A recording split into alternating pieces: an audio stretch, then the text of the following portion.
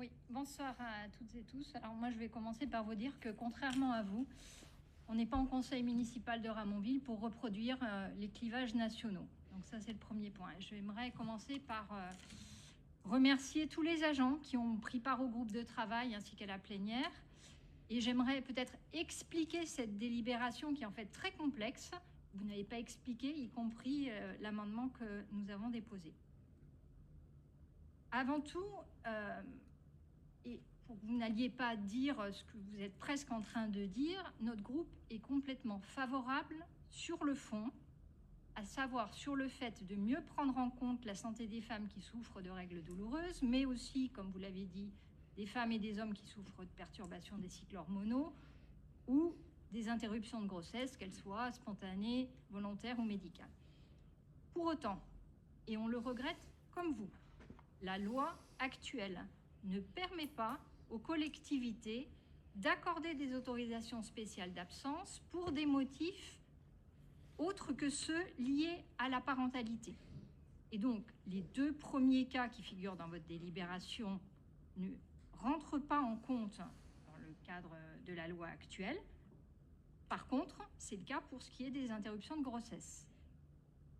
Et vous le savez comme moi, les tribunaux administratifs, dont celui de Toulouse, ont déféré les délibérations qui contenaient les motifs de règles douloureuses et cycles hormonaux, en particulier pour la commune de Plaisance-du-Touche très récemment. Et donc, c'est à partir de là que nos chemins se séparent, vous l'avez déjà annoncé. Nous avons fait le choix, de proposer une délibération amendée qui conserve dans la délibération ce qui est légal et qui enlève ce qui ne l'est pas. Ainsi, elle va permettre d'accorder ces autorisations d'absence pour interruption de grossesse immédiatement pour les agents qui auraient droit. Et parallèlement, nous proposons de présenter une motion adressée aux instances nationales pour faire évoluer la loi et pour permettre d'inclure, dès qu'elle sera votée, les deux autres cas précédents.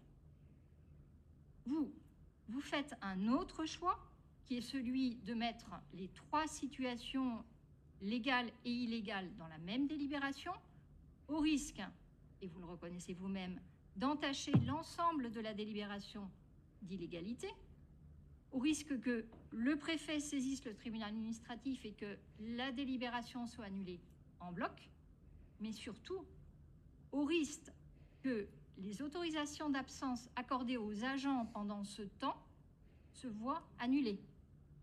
Et donc, vous placez les agents dans une situation d'insécurité juridique en leur faisant miroiter des avancées qu'ils n'auront probablement pas.